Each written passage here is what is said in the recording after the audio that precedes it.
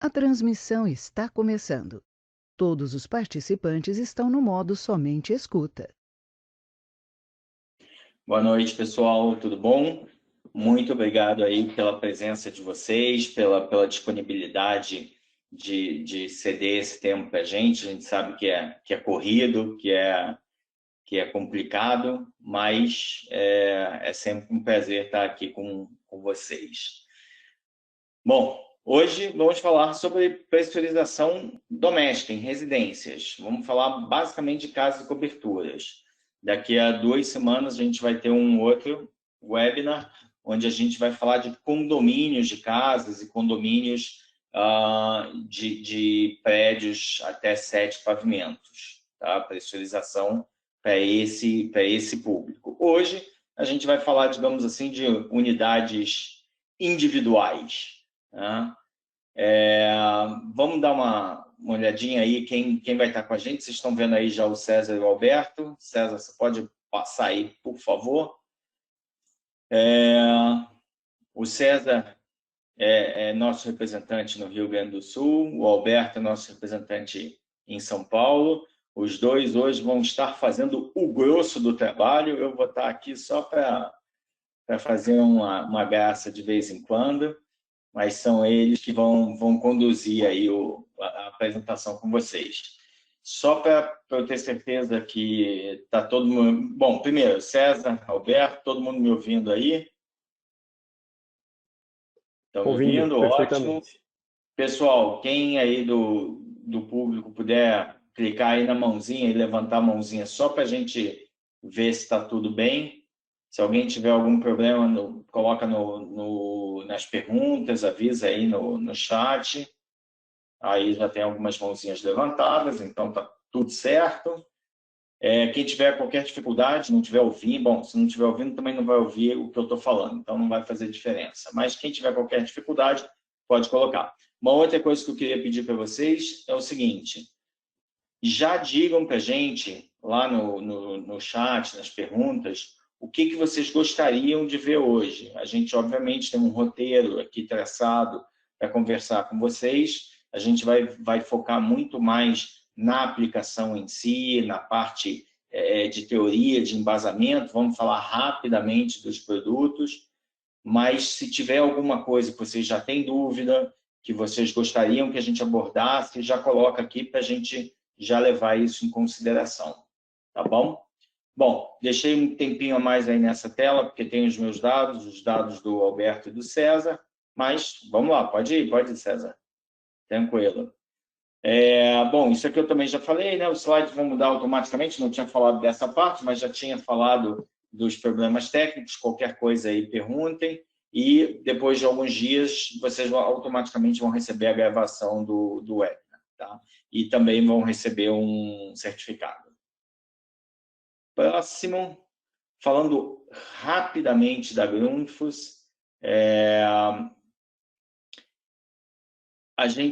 a Grundfos é o maior fabricante de bombas do mundo. Aliás, eu apresentei o César e apresentei o Alberto, mas não me apresentei, né?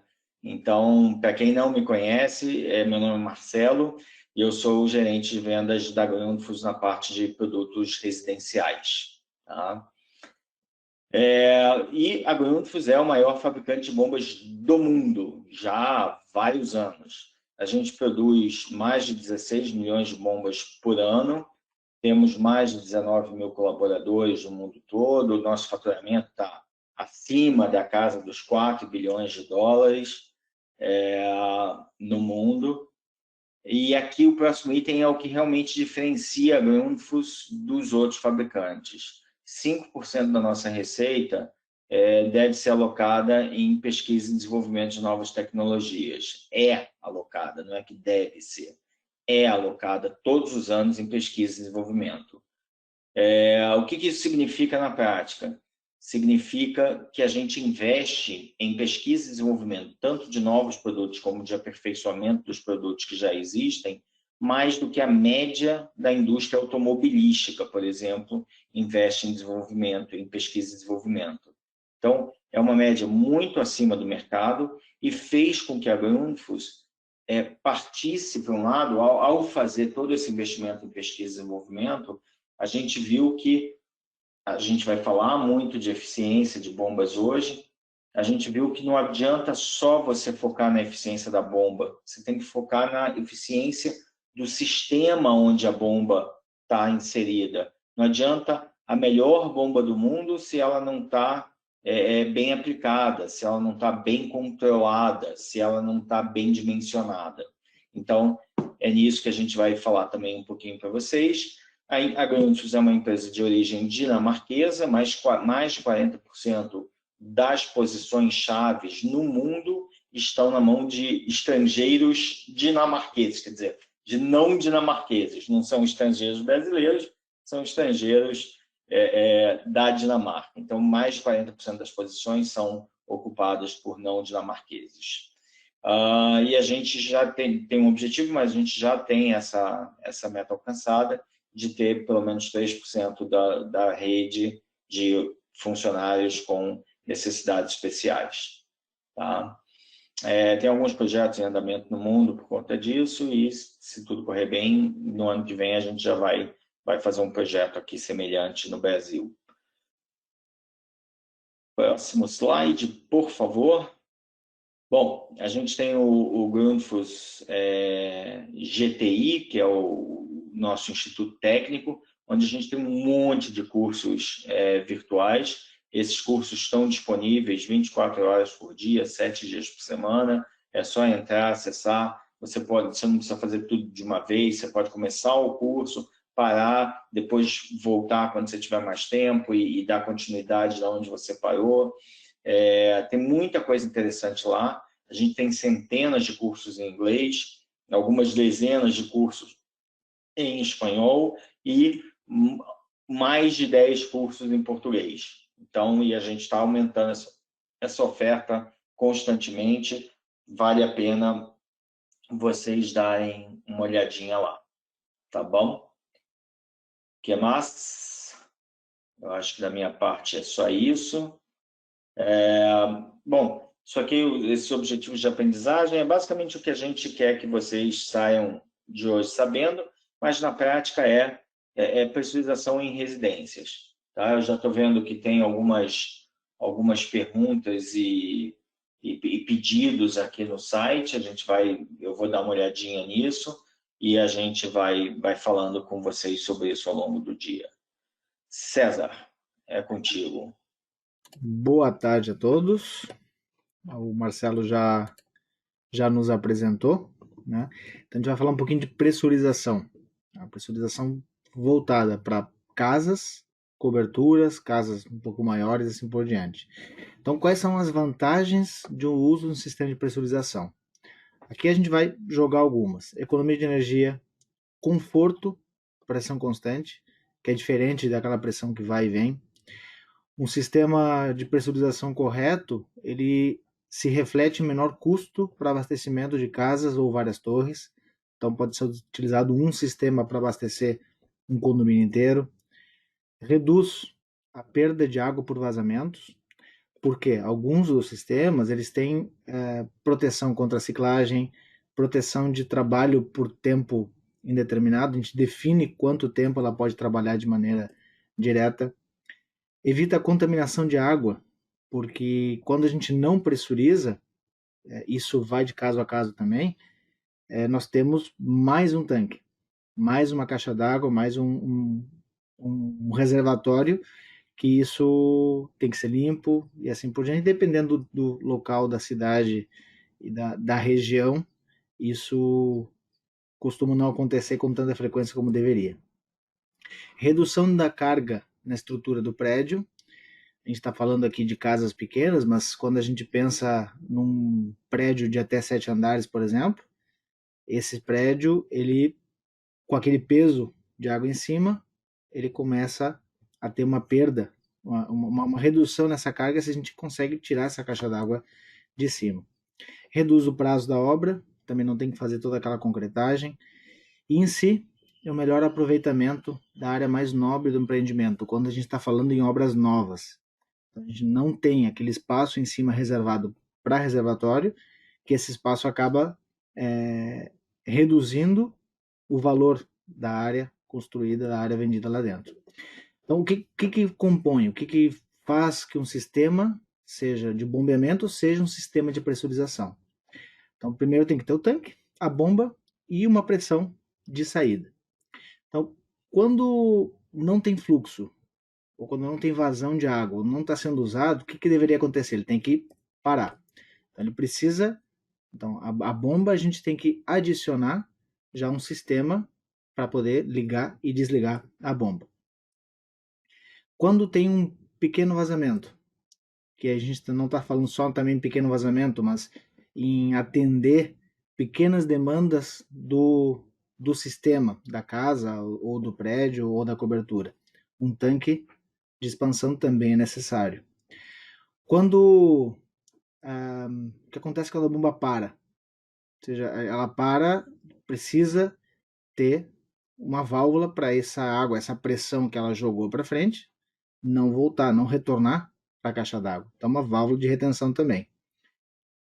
Quando a gente precisa também, a gente está vendo como se transforma, o que envolve um sistema de pressurização. Então, a gente precisa também observar ou saber qual é a pressão que o sistema possui. Então, o manômetro, ou um painel que mostre isso, né?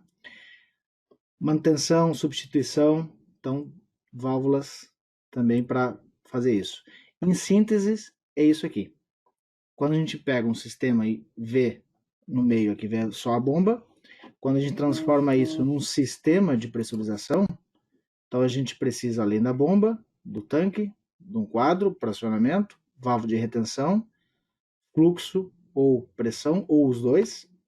Então a gente consegue ir diminuindo isso quando a gente tem uma bomba ou um sistema de pressurização, um pressurizador que faça tudo isso, que junta a bomba, as válvulas de retenção, painel de comando integrado, ou, e no caso da escala 1, que é essa que está aqui, um assistente de partida também. Então, quando a gente consegue unir tudo isso, olha o que a gente diminuiu. A gente evita todo esse sistema aqui para transformar numa bomba, que pode ser a escala 1, escala 2, qualquer pressurizador que englobe todas essas situações, né? Como dimensionar, como decidir que tipo de bomba a gente vai utilizar? Primeiro, a NBR 5626, ela fala sobre instalações prediais de água fria. Então, muitos aqui já conhecem, mas alguns não, um sistema de pesos, né? Então, com um sistema de pesos, a gente consegue calcular e saber qual é a vazão necessária para esse sistema. Nesse caso aqui, a gente consegue ver a quantidade de banheiras, bebedouros, bidê, ducha, lavatório, pias. Quando a gente soma esses pesos, a gente tem essa pequena fórmula aqui, que é a vazão, que é igual a 0,3 vezes a raiz quadrada da soma dos pesos. Então aí a gente tem a vazão. E aqui a gente vai ter um pequeno exemplo de simulação de como é que a gente faz isso. Nessa primeira casa aqui, nós temos uma casa com 3 banheiros e um lavabo e caixas acopladas. Presta atenção nisso, que é caixas acopladas. Isso lá no final a gente vai ver o porquê que é tão essencial.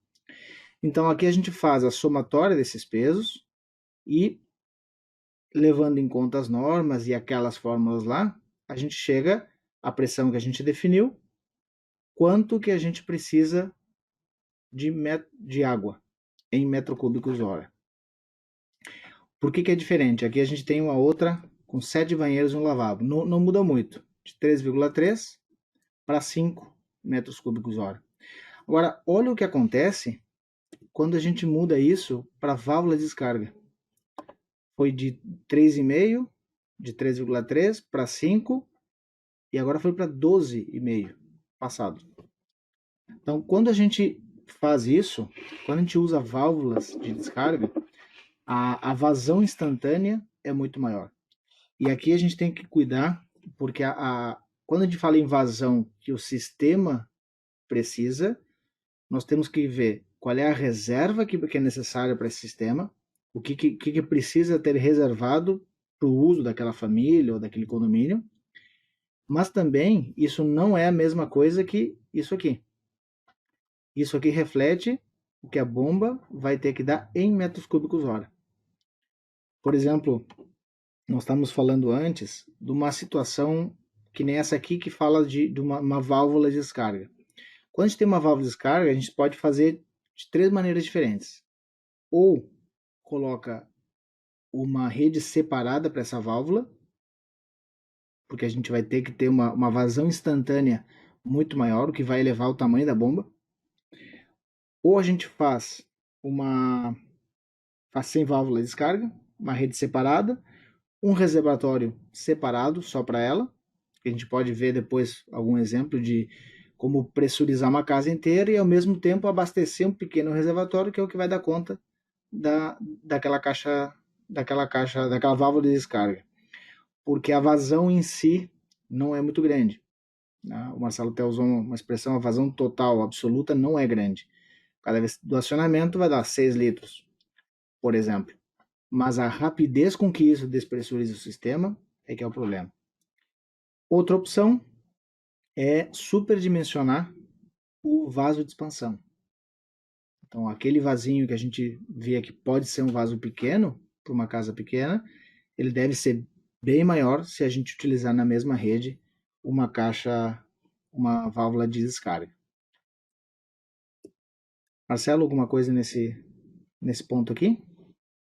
Dúvidas, pessoal, podem perguntar ali que o Marcelo vai compilar depois para passar. Já tem um monte de coisa aqui, inclusive coisa que a gente já tá falando aqui.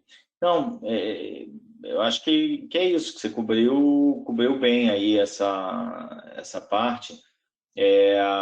A gente teve duas dúvidas aqui, do Ismael, que eu estava, inclusive, respondendo aqui no particular, mas ainda não mandei a resposta, e do Evandro, sobre justamente como dimensionar um sistema para uma cobertura, para algumas coberturas, né? Essa planilha é a maneira da gente fazer isso. Eu espero que o Marcos, não sei, o Marcos falou que estava sem áudio, espero que ele já tenha voltado. Mas, enfim, a gente teve essa dúvida aí do Ismael e do Evandro de como dimensionar. A gente pode fazer por essa planilha, que é uma planilha que atende a norma brasileira. Esses cuidados que o César mencionou são importantes para a gente saber. Por exemplo, se é a caixa acoplada ou válvula de descarga, vocês viram que faz uma baita diferença. Dá para fazer? Dá para fazer, tudo dá para fazer. Só que a gente tem que tomar os cuidados específicos para cada situação, para a gente garantir que a gente vai ter o resultado esperado, né, que é o conforto do usuário. Tá? Então, dá para a gente atender isso sem nenhum problema. Um detalhe. Desculpa, Marcelo. Tem som de... Fala. Não, um detalhe que eu estava esquecendo é que essa planilha e essa maneira de calcular não se aplica a lugares, shopping, academias, hotel, em que a vazão o cálculo de vazão é totalmente diferente, porque a simultaneidade é outra. Então isso aqui tem que levar em conta que esse tipo de cálculo aqui é muito parecido, mas não vai ser o mesmo para esses outros casos. Isso é para casas e uso residencial. O importante aqui é isso, a norma prevê o uso residencial. Então, é isso que a gente está falando aqui. Tá? Para usos comerciais também existem outras maneiras de calcular e a gente pode referenciar vocês para os nossos colegas e amigos de CBS, tá? do pessoal da construção civil.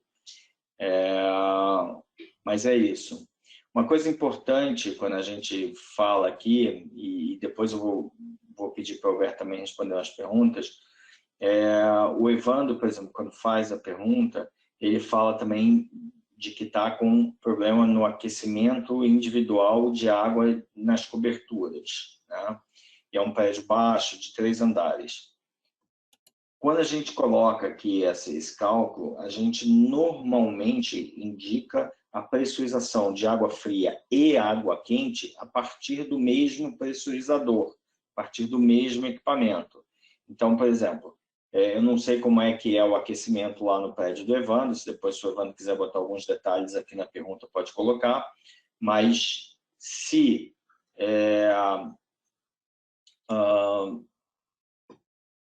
se a gente está falando de aquecedores de passagem, a gente pressuriza toda a água que vai fria direta para as torneiras e a água que vai ser derivada, entrar no aquecedor de passagem e depois chegar lá nas torneiras, tudo a partir do mesmo pressurizador. Então, quando a gente está falando disso, o ideal é a gente garantir essa pressurização da mesma maneira para todo mundo. E aí o Alberto pode falar um pouquinho depois mais de sistemas solares, de aquecimento solar, mas mesmo quando é aquecimento solar, o ideal é que você tenha um reservatório de acumulação com uma pressão um pouco mais elevada, né, que possa suportar uma pressão mais elevada, e você faça essa pressurização também da água fria e da água que vai entrar no reservatório a partir do mesmo ponto. É isso, Alberto? Perfeito, é isso aí mesmo. O desbalanceamento entre a pressão de frio e de quente, ele pode ser... Fora que tem outros fatores, né, como bitola de tubulação, que pode estar... Às vezes você não tem água disponível para abastecer todo mundo. Você até tem pressurizador, mas de repente na ramificação da hidráulica, o que a gente recomenda, como o problema pode ser ou de pressurização ou de hidráulica, é de que a gente pode passar o contato de algum parceiro, dependendo da região que você tiver, e ele vai poder fazer uma análise e responder. Pessoas que trabalham praticamente exclusivamente com esse tipo de... O dia a dia deles é esse, né? Uhum. O Evandro colocou aqui que é aquecedor de passagem. Então, é isso aí. Tá? Pressurizar toda a água, Evandro. E água fria e água quente, para você não ter um problema de desbalanceamento lá na ponta. Se você pressuriza só a água quente, você pode acabar tendo mais pressão na água quente do que na água fria, e aí você não consegue fazer essa mistura entre as duas no chuveiro, por exemplo.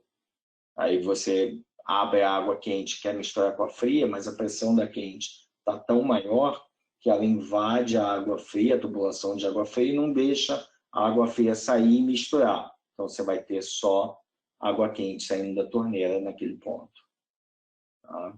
Evandro, se você quiser, lá no slide, a gente vai voltar o slide com os contatos no final, você pode pegar meu telefone e passar, eu te encaminho para um parceiro, conforme a tua região.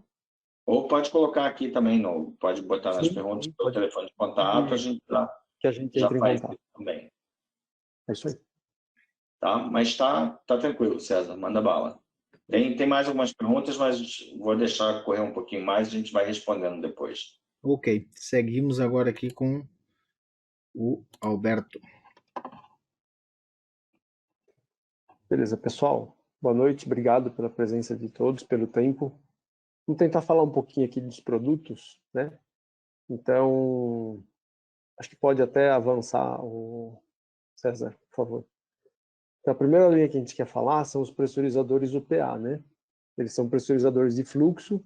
Nós temos 2 modelos na linha, o 1590, que ele atende um banheiro, tá? Ou aquecedores até 13 litros por minuto, tá? E nós temos o segundo modelo, que é a UPA 120.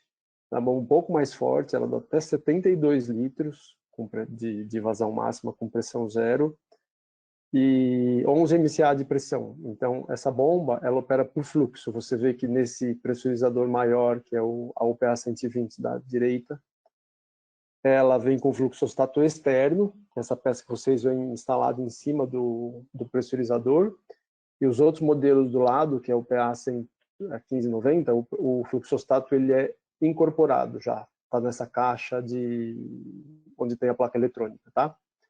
Eles têm uma velocidade de circulação e eles vêm com a chave para você operar em manual que seria a bomba ligada a 100%, mas de fábrica ela vem com a chave na posição automático. Que é o quê? Existe fluxo, a bomba liga, quando esse fluxo cessa, que você fecha o registro, a torneira, esse fluxo ele desliga. Tá? Então essas são bombas, como dá para ver no desenho aqui do lado, você pode fazer ou uma pressurização individual só da água quente, como no primeiro desenho que tem aí em cima, no canto direito, né? Quer dizer, você pegou água fria vindo do reservatório superior, pressurizou a entrada do aquecedor, né? E você passou a ter água quente pressurizada. Tá? A instalação dele não é depois do aquecedor, ela é sempre antes, na entrada do aquecedor. Tá? E na figura de baixo, nós temos o pressurizador já derivando, antes de entrar no aquecedor, ele deriva para também atender os a mais de água fria. Tá? Esse caso é um pouco mais raro, o caso mais comum é o caso de cima, que a gente vê o pressurizador aumentando a pressão de água quente no aquecedor de passagem. Essa é a aplicação, acho que, principal que esse produto tem. Tá? Mas ele pode ser utilizado em outras aplicações. Ele é uma bomba que resiste a 10 bar de pressão, na entrada. Então ela serve para recirculação, às vezes, de prumadas, de prédio. Ela resiste à água até 90 graus, então até para circulação em sistema, em bombeamento de recirculação para centrais térmicas de aquecedor, dependendo do volume que você for querer e da pressão que você for necessitar, ele vai servir para esse tipo de aplicação. Tá? É um produto premium nessa linha. Beleza? Acho que pode seguir. Tá, agora quando a gente fala de pressurizar uma casa, uma cobertura, uma irrigação de jardim, a gente tem algumas opções. Tá? Até o ano passado, nós tínhamos uma bomba que foi uma bomba que já tinha, acho que, sei lá, mais de 10 anos, por volta de 10 a 15 anos de história de Brasil, de mundo, né, que era a Grundfos MQ. Ela era um pressurizador integrado, como o César falou. Ele é o tudo em um, né? Ela é autoescorvante, quer dizer, você podia puxar de cisterna até 8 metros, pressurizando de baixo para cima. Ela tinha fluxostato interno, quer dizer, você não precisava de nenhum sistema para prevenção de trabalho a seco. Ela tinha um fluxostato, ela operava por pressostato. Né? Na frente dela aqui a gente vê essa voluta aqui que mostra que a bomba é autoescorvante. Na parte de trás, onde vocês veem esse tanquezinho atrás, já era o tanque de expansão, quer dizer, ele era realmente tudo em um, todo o controle integrado, fluxostato, pressostato, válvula de retenção, tanque de expansão, tudo dentro de uma máquina só. Tá? E ela existia em 3 modelos, né? MQ25, que era uma bomba para 3 metros cúbicos de vazão nominal e pressão máxima de 25 MCA, 335, que era 35 MCA, e 345. Tá? Poderia trabalhar pressurizando de cima para baixo ou de baixo para cima. Aí ela foi substituída agora por um novo modelo, que é a bomba escala 1. Né? Também continua sendo um pressurizador. Ele é feito na mesma fábrica onde a MQ... Ele é a evolução da MQ, na verdade. Né? Então, assim, os componentes internos eles são muito parecidos com o que era a bomba MQ, só que ele trouxe algumas vantagens adicionais, tá? Além do que a MQ já possuía, tá? Ele tem um painel de comando diferenciado hoje, a válvula de retenção da mesma forma ela é integrada, tá? E ela tem hoje um controlador de partida, né? Vamos falar, um administrador de partida, tá? Então, essa bomba ela pode ser operada à distância, você pode verificar, gerar relatórios de funcionamento da bomba através de um aplicativo chamado Grundfos Go. Tá? Isso você baixa na Apple Store ou no Android lá na Play Store, Grundfos Go, e lá você consegue administrar a escala 1 e todas as possibilidades que ela oferece. Acho que pode passar, César, por favor. Tá. Então esse é o painel dela, né? O que ela evoluiu da escala 1 é que ela passou a ter esse Grundfos Eye, que é esse LED verde, né? Que esse LED, conforme ele gira ou ele pisca de cores diferentes, verde, amarelo ou vermelho, dependendo da intermitência dessa luminosidade que ele apresenta, você indica códigos de erro do que a bomba pode estar apresentando, tá? Então, normalzinho, ele verde, girando, e né, piscando e girando é a bomba em funcionamento. Ele vermelho é a bomba parada. Tá? Temos o botão de reset, que fica na parte de baixo. Temos 3 alarmes. Tá? Então, quando você... a MQ, por exemplo, você tinha um problema, ela só acendia um LED. Esta aqui você tem 3 possibilidades de indicação de erro, né, que é vazamento de rede, que é a tal da ciclagem, quer dizer, quando a bomba operar por 40 ciclos 40 ciclos iguais de forma ininterrupta, isso vai indicar que existe um microvazamento dentro da sua instalação e esse LED vai acender. Tá? Você pode vir na bomba e resetar e vai estar marcando ali de que o problema foi porque a bomba teve 40 acionamentos simultâneos com a mesma característica. Né? Um segundo é o trabalho a seco, quer dizer, você abre, não tem pressão, não tem água, você tem acesso à bomba e você vai ver que esse LED está aceso, quer dizer que acabou a água, né? Tudo isso hoje, além de você ver na bomba, o Grundfos Go, quando você faz a conexão da bomba pelo aplicativo, né, do seu celular, apertando essa tecla aqui e conectando, você vai conseguir ter esse tipo de visualização. Você não vai precisar subir até a bomba que está lá dentro do seu telhado ou na sua cisterna. Você, pelo celular, você estando dentro da mesma rede, você vai conseguir enxergar isso e conseguir resetar a bomba, sem a necessidade de ter que ir até o local. Perfeito? Essa é uma grande vantagem que ela trouxe agora. Pode seguir. Tá. Aqui é mais uma leitura, né? Quer dizer, a partida, quando você faz a partida da escala 1, você consegue configurar ela todas as funções que ela disponibiliza pelo aplicativo. Ela é um produto de fácil instalação, quer dizer, você segue ali a ligação da tubagem da bomba, ligação da rede elétrica, conexão, preenche a bomba para que a autoescorva dela funcione, preenche a bomba com água, elimina todo o ar e a bomba está pronta para operar. Tá? Acesso fácil às instalações de difícil acesso, quer dizer que pelo aplicativo você não precisa mais ir até a bomba, você consegue fazer isso a partir do aplicativo. E você consegue ter outras coisas, como status do pressurizador, de problemas que ela vem apresentar, gerar relatórios, né, e enviar por e-mail a campo, para armazenamento, até na nuvem, se você precisar. Né? Você consegue... Eu não sei se tem um slide próximo, César, desculpa.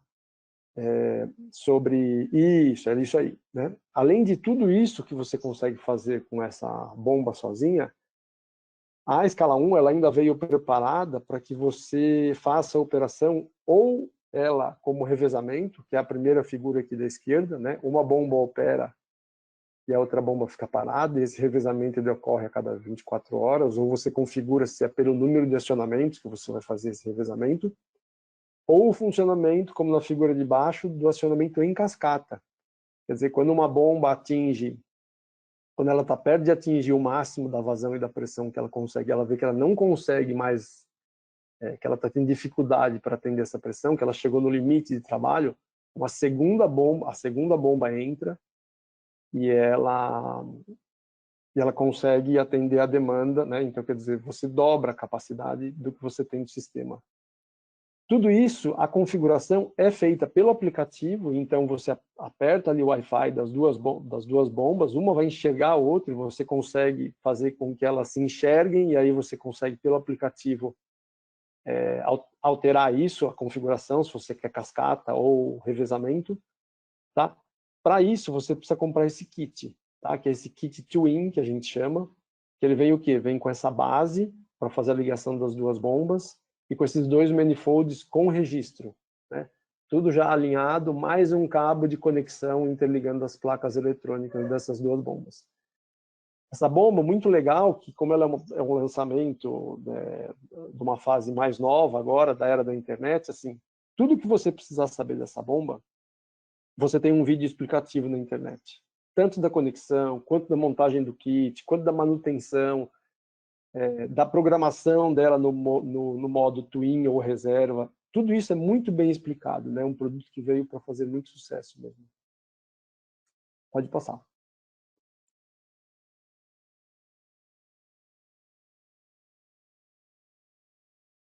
Desculpa.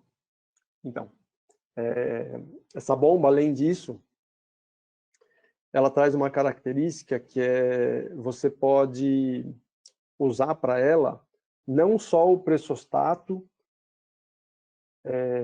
que ela possui internamente para acionamento, né?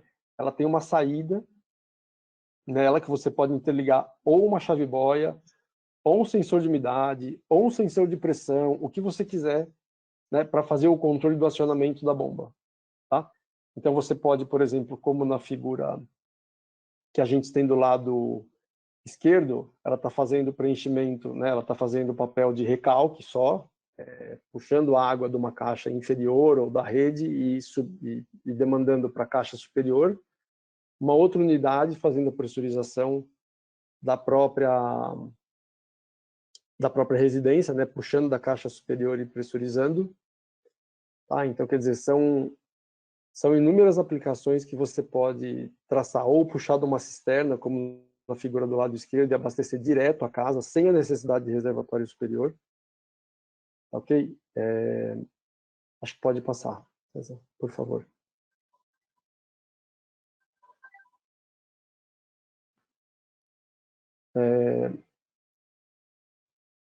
Nós temos também, aqui eu só vou falar, então, os 3 modelos que ela apresenta são os mesmos que a gente tinha com a linha da MQ, né? Quer dizer, bombas para 3 metros cúbicos com 25, ou 35, ou 45 MCA.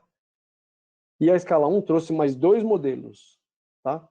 Que são bombas a 5,25, quer dizer, 5 metros cúbicos de vazão nominal, 7,5 metros cúbicos de vazão máxima com 25 MCA, ou 5,55, tá? Elas são fornecidas em 110 ou em 220, tá? Então ela não é uma bomba que você precisa comprar na tensão correta de acionamento. E pense no seguinte, toda essa vazão que a gente vê aqui, por exemplo, de uma 5,25, hoje eu tenho uma bomba num custo muito competitivo, tá? Com uma tecnologia que não existe nada igual de nenhum concorrente, que pode fornecer 10 metros cúbicos por hora, com pressão máxima de 25 MCA. Ou no caso de baixo, por exemplo, 5 metros cúbicos por hora, vezes 2, que dariam 10, com 55 MCA. Quer dizer, isso traz uma gama de aplicações muito maior do que simplesmente a residencial. A gente está falando de pequenas hortas, irrigação de jardins e outras possibilidades aí, inúmeras do que a gente pode fazer com esse produto.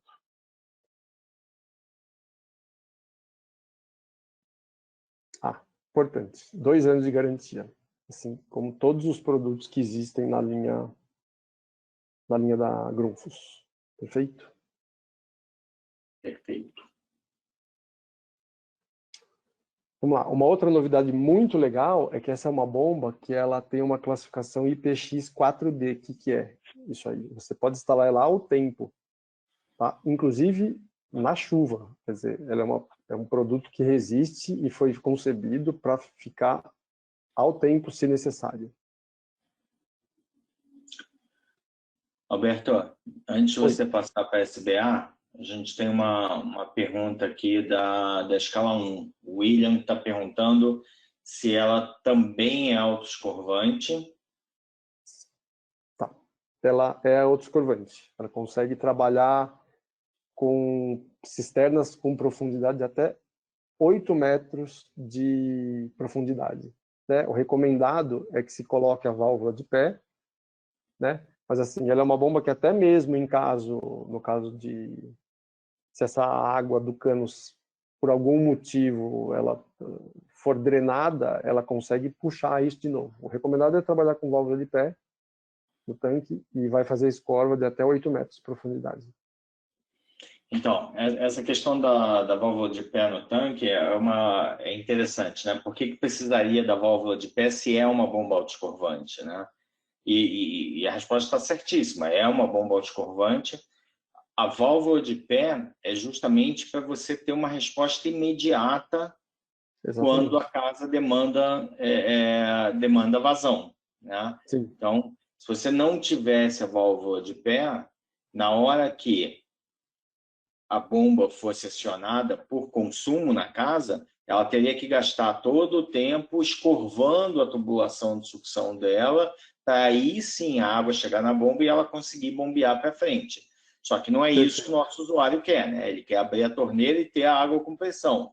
Então, para que isso aconteça instantaneamente, mesmo que a bomba seja autoescorvante, como é esse caso, a gente deve usar a válvula de pé para garantir essa instantaneidade, né? Sim, essa disponibilidade imediata de água no cano da sucção. É isso aí. O William perguntou também se ela se ela é birrotacional como a MQ. William, eu não entendi o que você quis dizer aqui como birrotacional. Então, depois, se você puder me dizer aqui o que você está pensando disso, esclarece melhor aí que a gente fala sobre isso. O Pedro comentou aqui que já tem escala 1, 525 Twin trabalhando lá em Petrolina, em Pernambuco. Então já está trabalhando aí com a escala 1, 525. Bom, espero que você esteja gostando, Pedro. Espero que sim. É muita vazão e muita pressão, né? Não, é 525, não é 555. 520. Tá. Então é bastante vazão, mas é uma pressão Sim, uma pressão aí, tá? residencial, normal. Aí o Marcelo perguntou, nesse caso, usando a válvula de pé, teremos perda? Sim, sempre tem uma perda, né? Mantenha a bitola de 1 polegada ou uma válvula de maior bitola. A válvula de maior bitola, ela tem a vantagem de ter uma passagem um pouco maior, mas ela também tem um peso maior no acionamento. Eu usaria a válvula adequada para a tubulação de sucção, quer dizer, ver a vazão que você vai estar trabalhando. E aí, esse caso não vale só para a escala 1, né? Pode valer para outros equipamentos também. Então, ver sempre a vazão que você vai estar utilizando, qual é a vazão máxima do sistema, qual é a tubulação recomendada para aquela tubulação, qual a tubulação recomendada para aquela vazão máxima, e aí você dimensiona a tua válvula por isso, tá? Deixa eu ver aqui, a gente tem mais algumas perguntas. Deixa eu ver. O Christian, vamos falar um pouquinho do Christian, porque o Christian ele falou da nova norma que já não prevê essa planilha, né, que a gente utiliza. E é verdade, quer dizer, eu ainda não vi os detalhes da nova norma, mas eu já soube que ela tira a planilha e que ela cria umas novas obrigatoriedades aí para o projetista, né? De informar algumas coisas e tal. E o Christian, como complementa a pergunta, né? Como é que a gente faz quando, por exemplo, a gente tem um chuveiro maior do que 12 litros por minuto, que é o que está na norma, como é que a gente faz nesses casos? Christian, o que a gente faz normalmente é o seguinte, tá? Vamos lá. A Grundfos não faz os projetos, né? Nós não somos projetistas, o que a gente faz é um cálculo, quando pedem para a gente, é um cálculo aproximado para ver se o que está especificado ali faz sentido ou não, né? Quer dizer, é mais um cálculo de conferência, né? Eu estou com uma casa assim, a gente está dimensionando esse equipamento aqui, faz sentido? A gente faz um cálculo pela planilha e a gente vê se faz sentido ou não. A vantagem do inversor de frequência, que a gente vai falar lá para frente, mais para frente aqui, é que com o inversor de frequência a gente consegue regular isso facilmente, né? Então, se a gente está um pouquinho superdimensionado, o inversor de frequência vai automaticamente corrigir isso. Agora, o que normalmente a gente faz na nossa planilha por exemplo, se tem um chuveiro que é bem maior, a gente acrescenta o número de chuveiros nele. A gente sabe que isso não é a melhor maneira de fazer, mas também funciona, tá? O que a gente pode dizer é o seguinte: a norma brasileira essa norma 5626 é uma norma superdimensionada. A gente já fez vários exemplos, né, simultaneamente, e fizemos várias verificações, e a gente vê que a norma é superdimensionada. Então, quando a gente faz uma especificação pela norma, a gente está fazendo uma especificação que vai dar segurança, que vai garantir que o equipamento não vai estar subdimensionado, que é o maior risco, né? Outras situações como essa, que de chuveiros maiores, a gente faz um cálculo em separado por vazão, utilizando lá um fator de simultaneidade que a gente determina conforme a aplicação, tá? Então, basicamente, são essas as maneiras que a gente faz, mas se você quiser bater um papo mais detalhado sobre isso, entre em contato com a gente e vamos conversar, tá?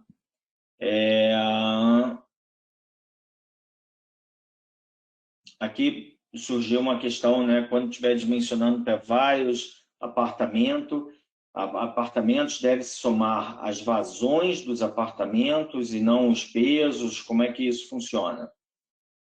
Vamos lá.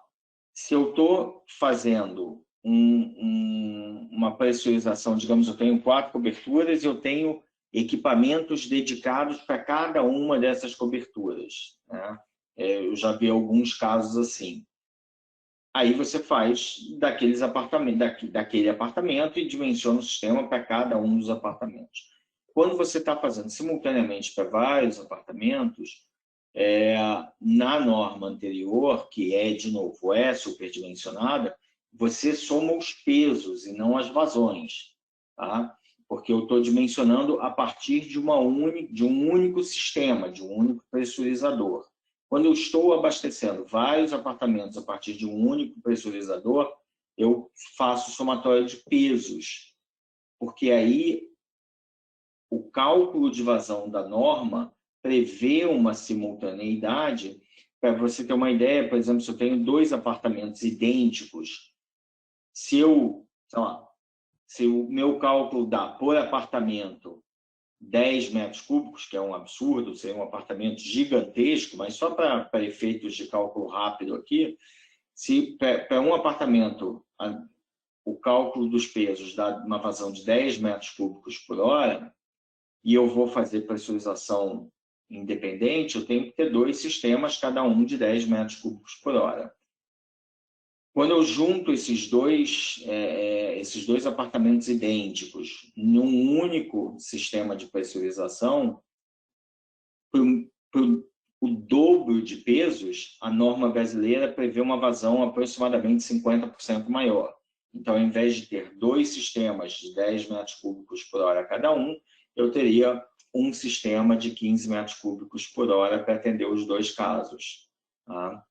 E é bem tranquilo, a gente pode usar a norma assim que não vai ter dor de cabeça. Deixa eu ver se tem rapidamente alguma outra pergunta antes da gente ir para frente. Do Ismael já está resolvido. Qual a pressão ideal para pressurização? Pergunta aqui do Marcelo.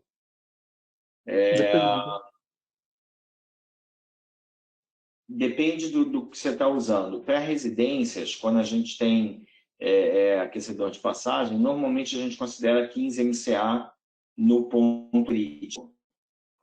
O aquecedor precisa, normalmente, de uma pressão um pouco maior para armar. Quando você está falando de sistemas centrais de aquecimento, às vezes 10 MCA no ponto crítico já é o suficiente. Aí vai muito do projetista, mas não mais do que 15 MCA no ponto crítico, tá?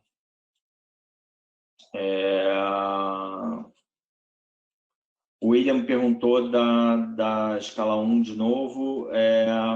se a primeira escorva é manual e se tem algum procedimento. Você quer responder, Alberto? Pode ser. É simples, você enchendo a bomba de água, a única coisa que você tem que fazer é que para ela garantir a escorva, ela tem um bujão em cima e você tem que completar isso de água até o topo, né? Então, como ela vai trabalhar puxando de baixo, simplesmente você preenchendo a bomba, ela já vai ter a capacidade de executar a escorva e encher a tubulação. O único procedimento é preencher a bomba de água, só isso. E aí, como você não tem uma caixa superior, você vai pegar um caneco, uma garrafa, e vai encher a bomba até ela transbordar. Tampou o bujão, ela se vira para preencher a tubulação de água, puxando até 8 metros de profundidade. Maravilha.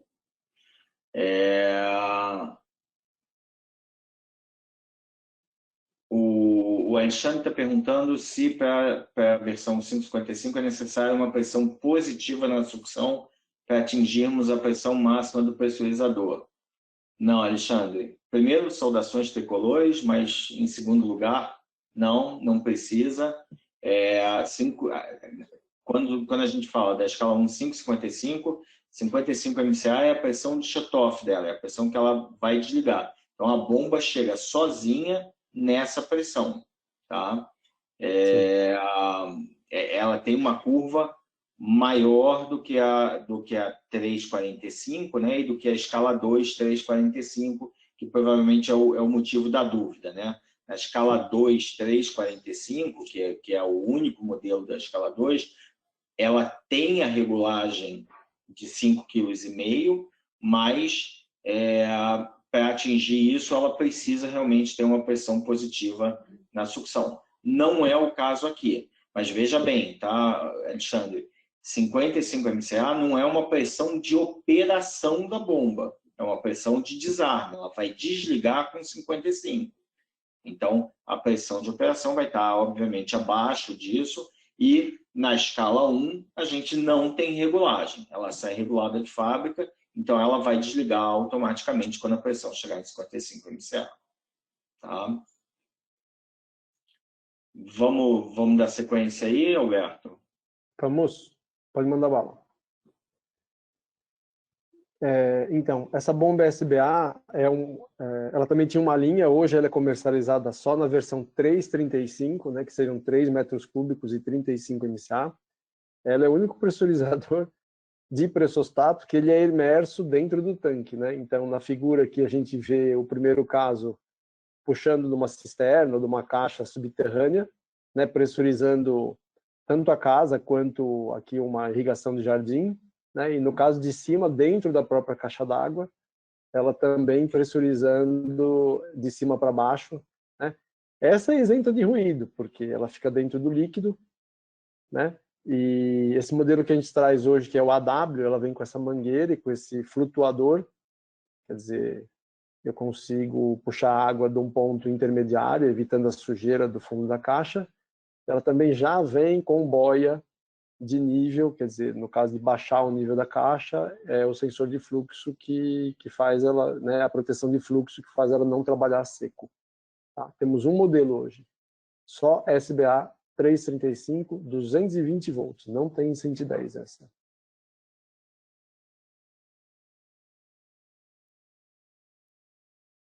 Pode dar um... Boa. Então, esses slides, eles são muito interessantes, né? Eu não sei, são dados que chamam muita atenção. Eu vou começar aqui quando passar para a parte daquela dinâmica de mudança de pressão, potência, vai voltar ao meu amigo César, tá? Mas olha só, as bombas, elas são responsáveis por 10% da energia elétrica consumida no planeta. Se a gente pensar que 9 entre cada 10 bombas, elas são mal dimensionadas ou mal controladas, né? Quer dizer, o desperdício de energia que isso traz para o mundo é gigantesco.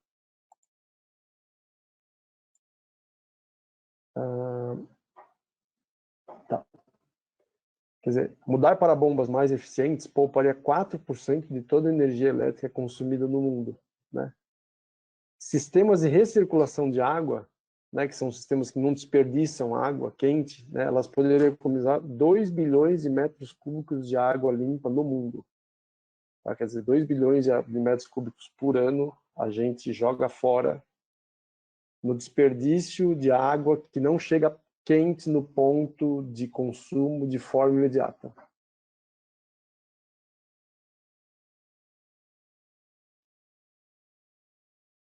Tá? O que isso significa, tá? Esses 4%? Tá? É o consumo de energia residencial de 1 bilhão de pessoas no mundo. Né? E esses 2 bilhões de metros cúbicos que a gente joga fora seriam 90% do consumo anual de água potável do Nordeste. Quer dizer, é bastante coisa, né, gente? Antes de você falar disso, Alberto, desculpa, é que tem mais Imagina, alguns. pode até seguir, Marcelo, porque a tua bagagem é maior para falar a respeito. Não. Manda Não, bala. e tinha algumas perguntas ainda de escala 1. O William botou aqui birrotacional, ele pressuriza em ambos os sentidos. De novo, William, não entendi direito o que você quer dizer com ambos os sentidos, mas eu imagino que você está querendo perguntar se ela pressuriza tanto de baixo para cima quanto de cima para baixo.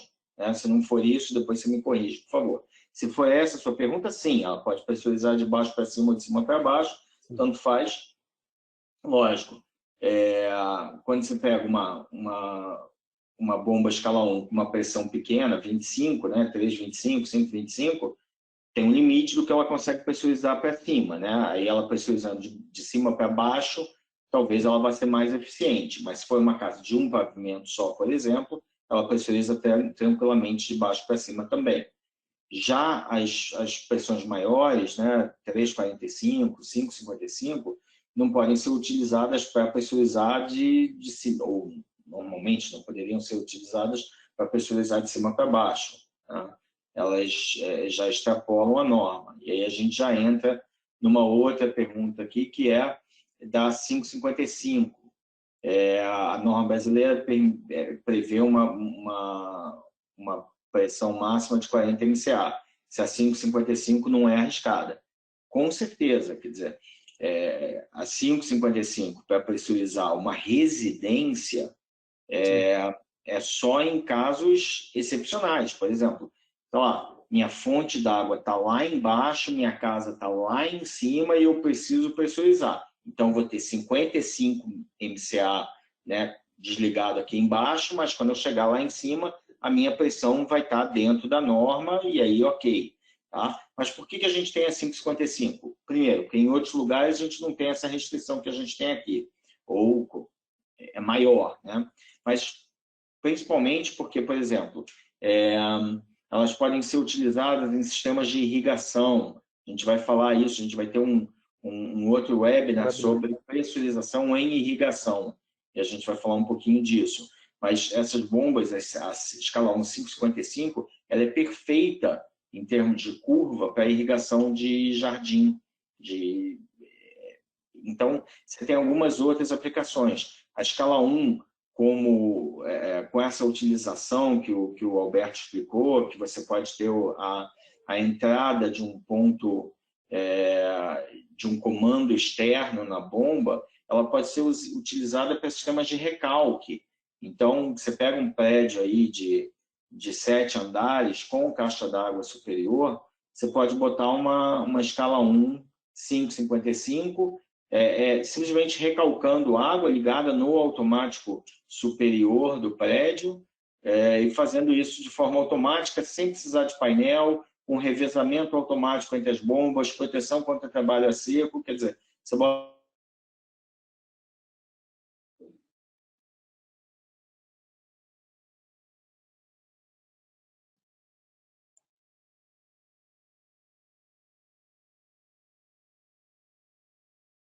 Acho que o Marcelo trancou aí, né? Trancou. Travou. Então, nós podemos continuar aqui enquanto ele não volta. Estava explicando a questão da pressão, que, em síntese, em alguns casos, a gente vai ter uma pressão maior na bomba, mas ela vai se perder até chegar no primeiro ponto de consumo. Então, uma 55, se tiver 10, 15 metros de perda de carga, seja a altura mais a perda no meio do caminho, já começa a ficar adequado, porque daí já entra na curva dela. Perfeito. Quer continuar? Pode ser. Vai entrar, acho que a tua parte agora, não vai, César? Isso, vamos lá então. Vou fazer aqui, ó. Pode mandar bala. Custo, Tá bom. custo total de uma bomba em 15 anos. Tá? Nesse gráfico, a gente vai ver o que custa realmente uma bomba, né, em 15 anos. Então, 5% do custo da bomba é o custo de aquisição.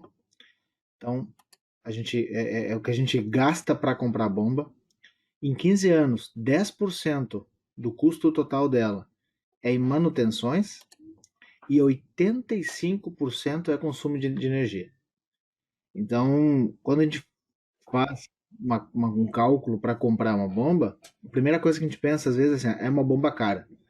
Mas a gente vai ver um pouquinho mais adiante aqui sobre eficiência energética, o que envolve isso. A gente consegue economizar muito em energia. E o custo total do empreendimento, da casa, nós estamos falando aqui de casas e coberturas, até alguma mansão, isso fica diluído muitas vezes no próprio consumo. É diferente quando alguém vai construir alguma coisa e colocar a bomba que às vezes não pensa em quem vai pagar a conta depois, né? Mas então a gente sabe que 85% do custo total de uma bomba em 15 anos é com energia elétrica. Então a gente precisa focar em alguma coisa, né? No que a gente vai focar? Quanto que ela custa para se manter, quanto que ela vale para comprar, quanto que ela custa para comprar, ou quanto que ela vai custar ao longo de 15 anos. Quando a gente fala aqui potência consumida, vamos passar bem brevemente aqui, tem essa fórmula, potência em cavalos, o B, essa pequena fórmula aqui, é o peso específico do fluido, vezes a vazão metro cúbico e o rendimento global do conjunto. Então a gente tem a potência consumida da bomba. Portanto, quanto maior a altura, quanto maior a pressão de trabalho, maior vai ser a potência necessária que a bomba vai precisar fazer para conseguir atingir essa vazão. Leis de afinidade, vamos passar brevemente aqui, e aqui a gente entra num ponto de por que é importante o inversor de frequência. A vazão da bomba ela varia proporcionalmente à velocidade. Né? Então, quando a gente pensa nisso, a gente vê que a gente consegue mexer na vazão conforme a velocidade da bomba. Né? Então, em sistemas em que a vazão não é constante, é um sistema que a gente consegue controlar a velocidade. A altura ela varia proporcionalmente ao quociente de velocidades. Então, a gente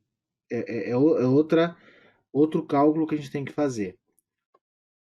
E a potência ao freio varia em relação ao cubo do quociente de velocidades. Quando a gente fala nisso, parece um monte de cálculo e fórmula, e mas na prática, a gente tem, numa condição normal, numa curva da bomba, quando a gente não consegue controlar isso com a velocidade, a gente tem isso aqui, ó. Esse próximo slide. Esse slide é interessante porque mostra que isso aqui é de um sistema CMBE, que a gente vai ver um pouquinho mais adiante, um sistema, uma CM com inversor de frequência, então com toda aqueles acessórios que a gente viu, então um sistema de pressurização, e aqui é um sistema twin, um sistema com duas bombas. Veja como se comporta a bomba nesse ponto de trabalho. Então, nesse ponto de trabalho, eu tenho duas bombas a 89%. Conforme eu vou acelerando a bomba, eu consigo acelerar para cá ou diminuir a aceleração para cá, e ao mesmo tempo eu vou manter a pressão constante. Esse é o resultado que a gente vai ter quando a gente controla a velocidade. Se tiver perguntas, depois a gente vê ali, ok? Então a gente vai falar um pouquinho daqui a pouco desse sistema que que se reflete aqui nessa curva de bomba, tanto na potência que ela consome, como no conforto que a gente consegue ter com esse equipamento.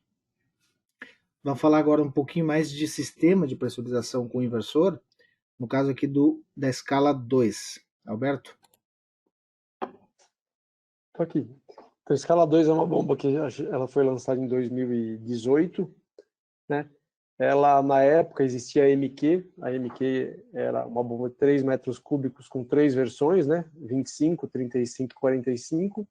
E a escala 1 ela chegou para ser uma tudo em um, né? Então você consegue nessa bomba, através do painel dela, fazer a regulagem da pressão, que é esse painel que a gente vê na primeira figura aqui à esquerda. Você consegue fazer a regulagem da pressão com os botões aqui para cima e para baixo, né? De 15 até 45 MCA, sem necessidade de pressão positiva na entrada, e até 55 MCA, com aproximadamente 10 metros cúbicos de pressão positiva na entrada, né? Fiz até uma colinha aqui. Tá? Mas é um sistema, quer dizer, é um sistema inteligente, né? É uma bomba que ela vem pronta, então vocês veem, assim como na escala 1, ela tem esse bujão superior, para instalar essa bomba, fixar ela numa base, ou colocar os pezinhos, fazer a ligação da tubagem aqui, a sucção embaixo e o recalque em cima. Essas conexões elas já fazem papel de união. Você tem um ângulo de 5 graus, inclinando em qualquer sentido aqui, né? Se você precisar, se a tubulação não vir exatamente igual, perfeitamente reta aqui de cara para a bomba, então você tem essa possibilidade. Aqui embaixo um bujãozinho de escorva. Dentro dela, apesar da gente não ver, existe um tanquezinho de expansão, tá? Que ele está na parte de trás da bomba aqui, existe o bico para você fazer a regulagem da pressão desse tanquezinho, ok? Ela apresenta 7 alarmes de código de erro, né? O primeiro eu acho muito interessante, porque essa bomba ela é vendida na versão ou 110 ou 220. Esse primeiro alarme, se você tiver uma bomba 110 e você ligar ela numa rede 220, não vai acontecer nada. Vai acender o LED de tensão errada e a bomba simplesmente não vai operar. O mesmo acontece com a bomba se você tiver em 220 e ligar em 110. Né? Ele vai acender o LED e falar, a tensão está errada. Por favor, regularize a tensão. Tá? E mais alguns, tá? Como motor travado, ciclagem que indica vazamento, funcionamento a seco, tempo máximo de funcionamento atingido, temperatura ambiente fora do padrão, que seria até 0 graus de temperatura ambiente para evitar o congelamento, e até acima de 55 graus de temperatura ambiente, a bomba também vai travar. E um outro bem legal, que é o alarme de que eu não estou conseguindo atingir o ponto de operação. Então vamos falar, tá? Você regula a bomba para 30 MCA e você exige dela um chuveiro, 2 chuveiros, 3 chuveiros. Quando ela passa a não conseguir atender os 30 MCA porque a vazão que você está exigindo é muito alta, ela não vai deixar de funcionar, ela não vai parar de funcionar, mas ela vai acender esse LED e vai ficar marcado ali, ó, você está me usando além daquilo que eu consigo atender, tá? Então, às vezes, você coloca 30 MCA e vai medindo. Já peguei cliente assim, o cara colocava e ia medir e não estava dando a pressão que ele fez o ajuste na bomba, mas estava sendo indicado que ela estava trabalhando fora da curva dela, ok? É um produto muito legal, muito inteligente e muito sucesso que a gente tem. Se conseguir passar, César. Tá. Agora a gente vai entrar, quer dizer, essas são residenciais, né? A escala é uma bomba até 3 metros cúbicos, até 45 MCA, tá? Agora a gente vai falar dos produtos da linha maior, né? Para pequenos edifícios, casas, condomínios, que é a linha CMBE e a linha hidrossolo.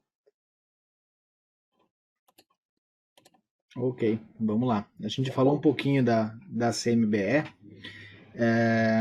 Quando a gente mostrou aquela monte de parafernália que faz uma bomba se tornar um pressurizador, essa já está aqui. Então, a bomba, o transdutor de pressão, para a gente visualizar a pressão, o tanque de pressão, uma válvula de retenção e um sistema que faz acionamento, que nesse caso é o inversor.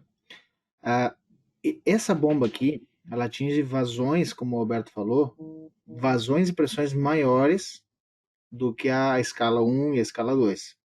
Então ela já é um produto um pouco mais robusto para isso. Tanto que ela também tem a opção Twin. Então a opção Twin, existia uma opção chamada MP também, que é multipump. A diferença é que a MP, ela só, o que a gente escolhe na escala... Só revezava. Oi? Ela só revezava, desculpa. Exatamente. Só revezava. Então a gente escolhe na escala 1, 24 horas cada uma e ela funcionava. Nesse caso, ela avança na curva para conseguir lá nesse cara aqui, para conseguir chegar nesse ponto aqui. Então, esse sistema aqui, Twin, seja com CM ou não, eu consigo ir avançando e quando ele vê que a própria bomba não vai dar conta mais, não consegue chegar com uma bomba, chegar na pressão porque a vazão consumida é maior, então ele aciona a segunda bomba para continuar trabalhando.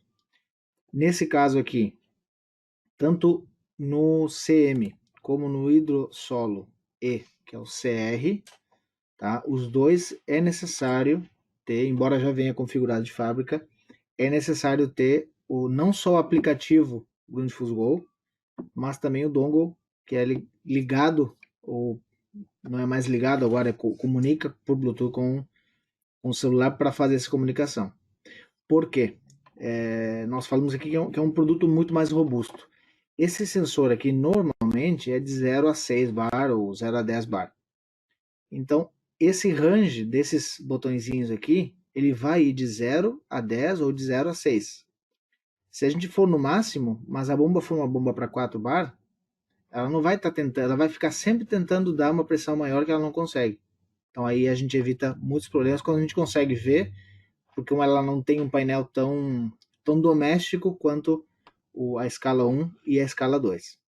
Quando a gente consegue ver, consegue solucionar e evitar muitos problemas. E o hidrossolo E, com o CR, atinge vazões e pressões maiores também. E ele também vem a função MP. Marcelo, eu não sei, eu acho que sim, mas tem a versão Twin também, né? Porque o Não, hidrossolo mesmo.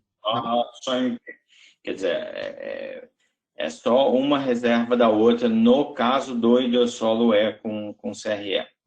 Então, Tá? essa é Não, a função exatamente, de uma stand-by e a outra funcionando.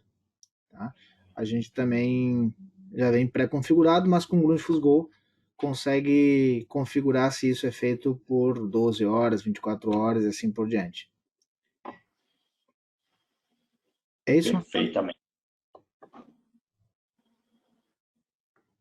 Bom, teremos mais treinamentos aí pela frente. Daqui, como eu falei para vocês, daqui a 2 semanas a gente vai ter mais um também de pressurização, mas aí voltados para condomínios e não unidades individuais, né?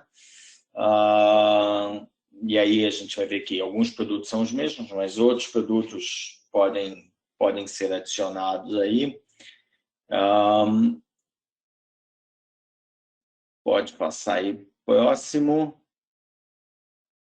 Acho que acabou, né, César? Aí é só o obrigado. Siga-nos nas redes sociais, inclusive o Instagram. Agora a gente tem um Instagram de produtos residenciais, que é o Grundfos em Casa BR. Sigam-nos, por favor, no Instagram. Procura lá Grundfos no Instagram. A página está começando, então nós estamos precisando de seguidores. Então sigam-nos, marquem quando vocês tiverem alguma coisa, que a gente vai aproveitar e vai seguir vocês de volta e vai fazer alguma bagunça aí com isso.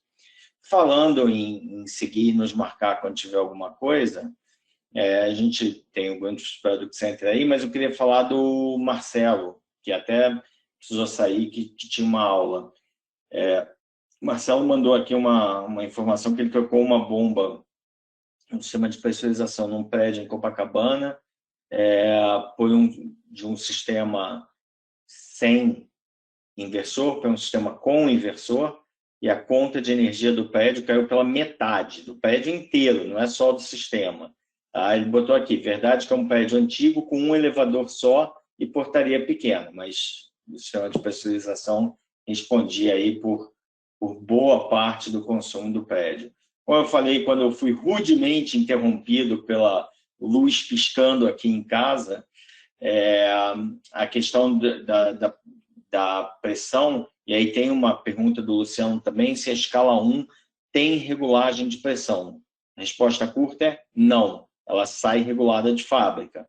Tá? O acionamento e o desligamento dela vai ser sempre muito próximo da pressão de shutoff da bomba. Então, se a gente está falando de uma escala 1, 335, a pressão de desligar vai estar regulada automaticamente ali muito próximo da 35, e a pressão de ligar da bomba vai estar, já sai pré-definida de fábrica. Então, a escala 1 não tem regulagem. A escala 2 já tem regulagem. A gente tem também... Tinha mais uma pergunta aqui. O Roosevelt tinha perguntado: usar sistema com inversor ou sem inversor, qual a diferença de custo, e como dimensionar o tanque.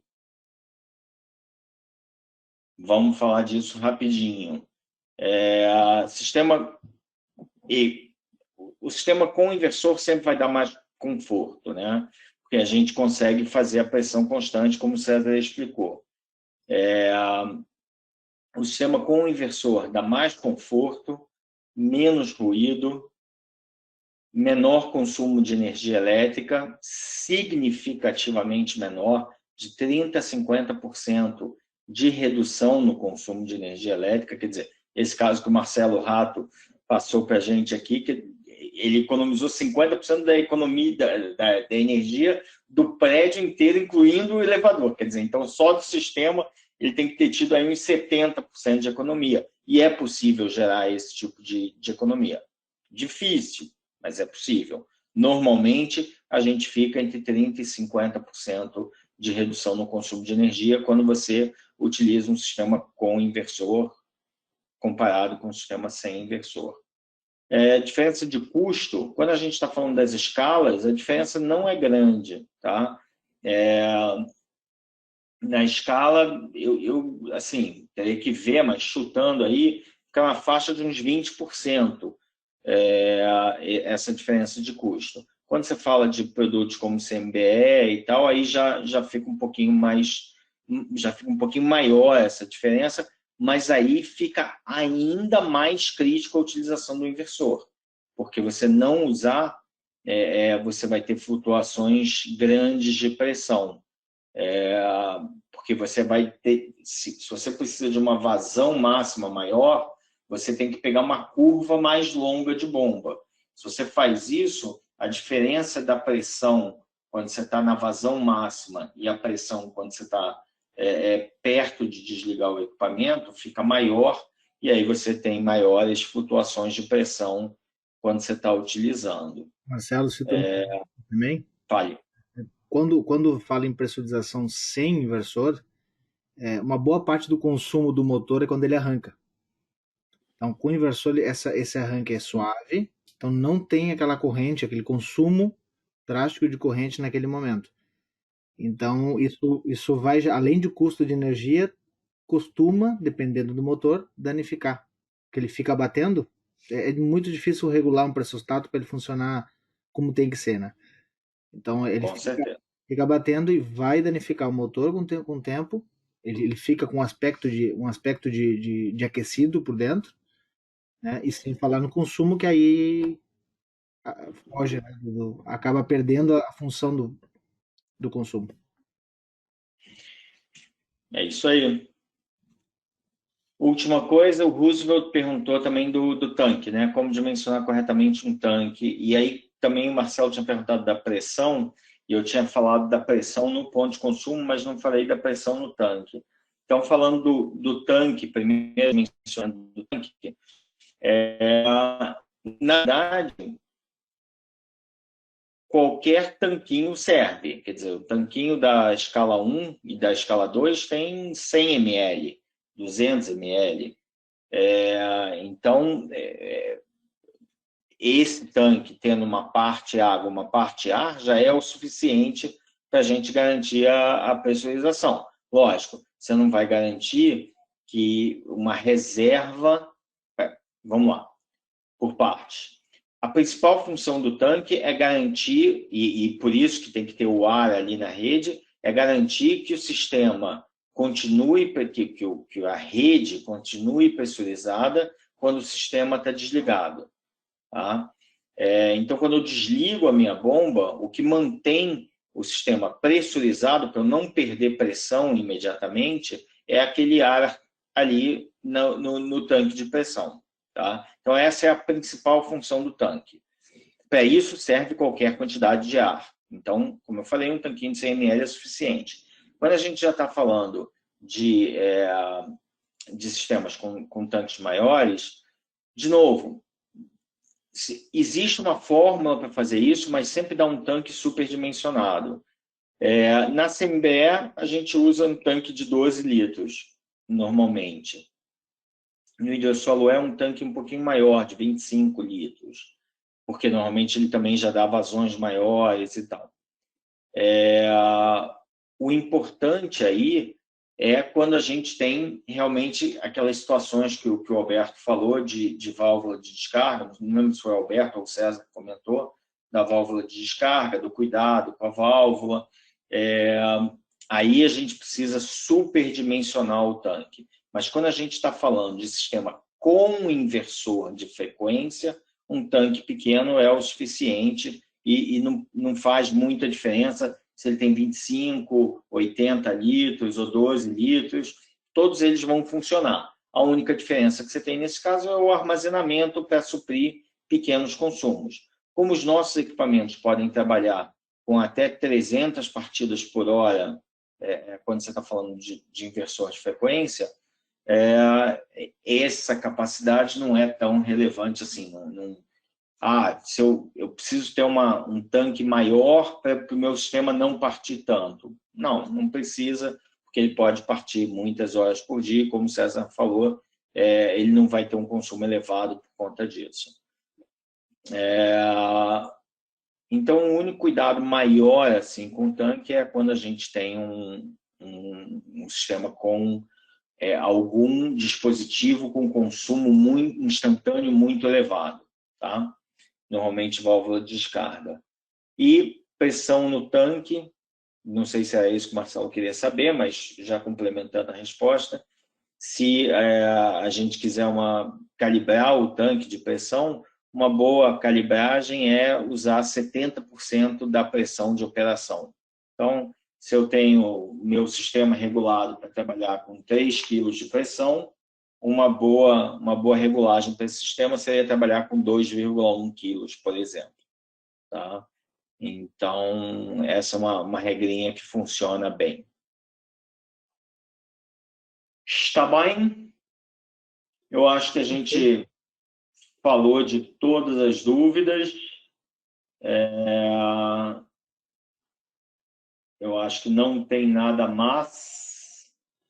Se tiver, a gente responde depois, sem nenhum problema. Tá? A gente manda aí para o pessoal por escrito, por e-mail, as respostas. Espero que tenham gostado. César, Alberto, parabéns aí pela apresentação. Foi muito bom. Muito obrigado aí por vocês se voluntariarem para essa apresentação. Vocês todos, eu espero que tenham gostado. E participem aí das próximas. A gente vai estar sempre procurando colocar informações novas nos webinars, inclusive para aquelas pessoas que já participaram de alguns. Sempre tem alguma informação nova, sempre tem algum complemento aí para vocês poderem se beneficiar. Não, como eu falei, na próxima, daqui a 2 semanas, não é o mesmo tema que essa. É a pressurização também, mas a gente vai falar com uma perspectiva de mais unidades, né? Pressurizando várias casas, vários blocos de um condomínio de prédios. Está bem? Gente, vou deixar o César e o Alberto se despedirem, eu fico por aqui. Muito obrigado para todo mundo e muito obrigado pelo tempo que vocês dedicaram para a gente. Um abração aí para todo mundo. Obrigado a todos, foi um prazer. Qualquer dúvida, os contatos estão no início. Ele deve ter o contato de quem enviou o convite para o webinar também. Pode entrar em contato, pedir ajuda, que a gente está aí para ajudar. É isso aí. Galera, obrigado. Boa semana, bom restinho de semana a todos, né? Mais 3 dias. E obrigado de participarem, tá? Valeu. Um abraço, até mais. Um abraço. Então, gente, valeu. Tchau, tchau. Obrigado. O organizador saiu da reunião. Esta conferência terminará agora.